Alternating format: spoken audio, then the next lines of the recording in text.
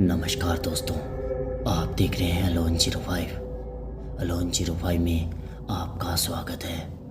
तो आज की कहानी का शीर्षक है रास्ते में मिली डायन। तो चलिए दोस्तों, बढ़ते हैं इस कहानी की ओर।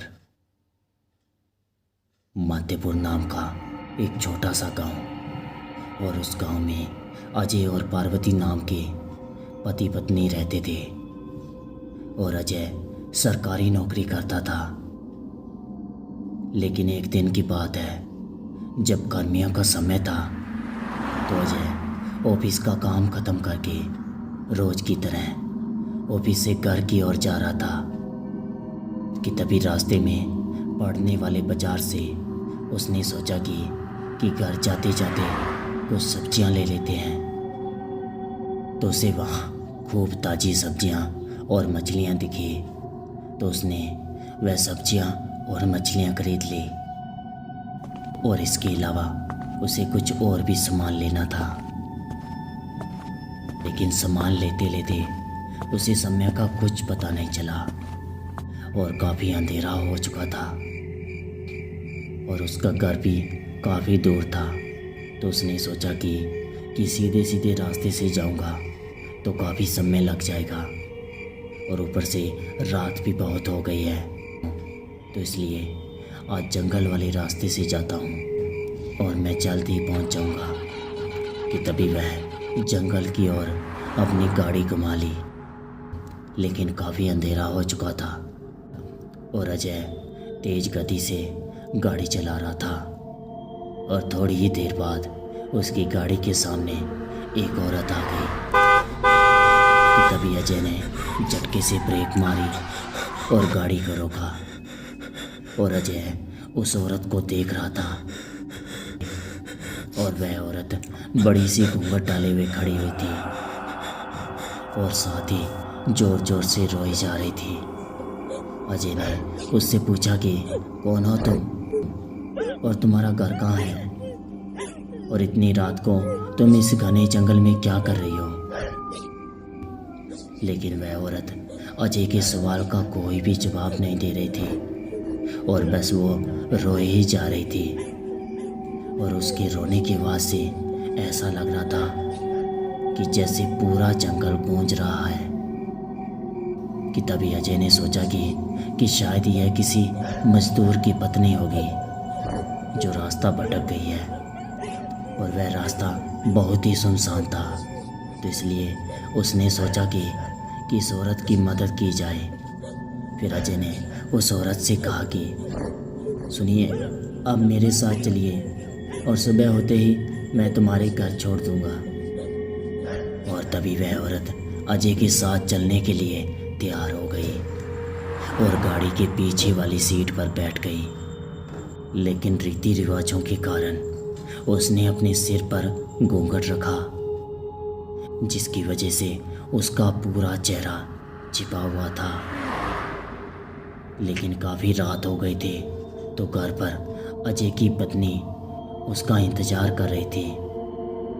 और जैसे ही घर के बाहर गाड़ी की आवाज़ सुनाई दी तो वैसे ही पार्वती दौड़कर घर के बाहर आई और उसने अजय के साथ एक औरत को देखा। तो उसने अजय से कहा कि कौन है ये औरत और तुम्हारे साथ क्यों आई है। और अजय ने सारी बात अपनी पत्नी को बताई और उसकी पत्नी की तबीयत खराब थी तो इसलिए वह खाना नहीं बना पा रही थी। तो अजय ने कहा कि तुम आज आराम करो, आज ये खाना बना देगी। लेकिन पार्वती को उस औरत पर शक हो गया था और उसे लग रहा था कि यह कोई साधारण औरत नहीं लग रही है। शायद यह कोई चोर नहीं होगी जो चालाकी से घर का सारा सामान चुराने आई होगी। लेकिन फिर भी पार्वती ने उसे घर की रसोई दिखाई और बोली, आज मौसम बहुत ख़राब हो रहा है और तुम जल्दी से खाना बना लो।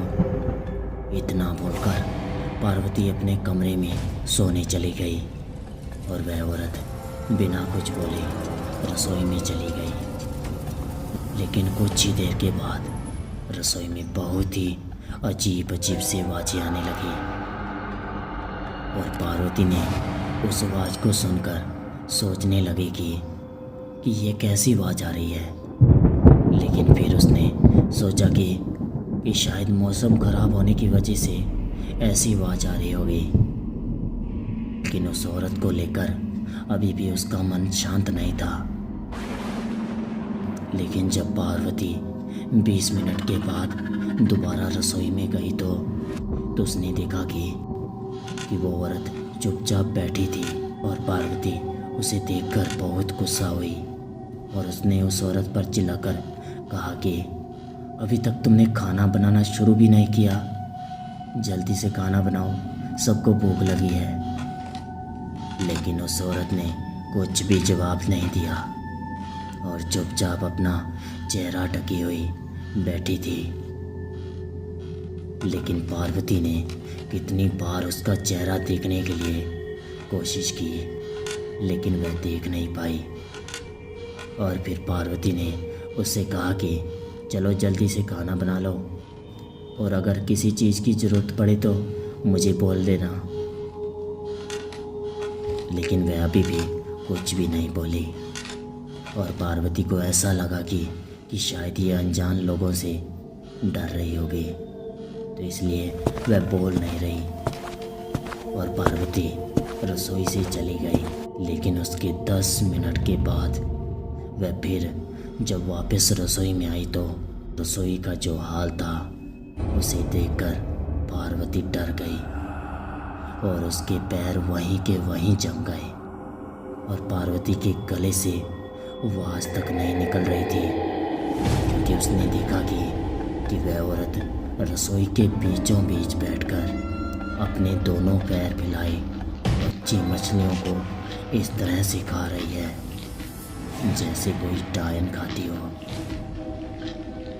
और उसका सिर का घूंघट भी अब उतरा हुआ था और उसका चेहरा बहुत ही डरावना लग रहा था।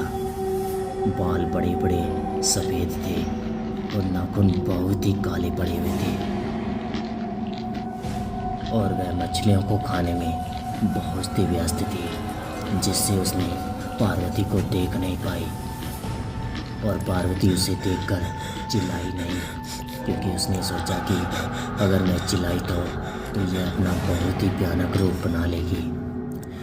और पार्वती ने धीरे धीरे एक थाली उठाई और चूल्हे पर जलता हुआ कोयला उठाया और उसके ऊपर गर्मा गर्म कोयला फेंक दिया और आग की जलन की वजह से वह जोर जोर से चिल्लाने लगी और उसकी आवाज़ इतनी तेज थी कि उसे सुनकर सारा गांव इकट्ठा हो गया।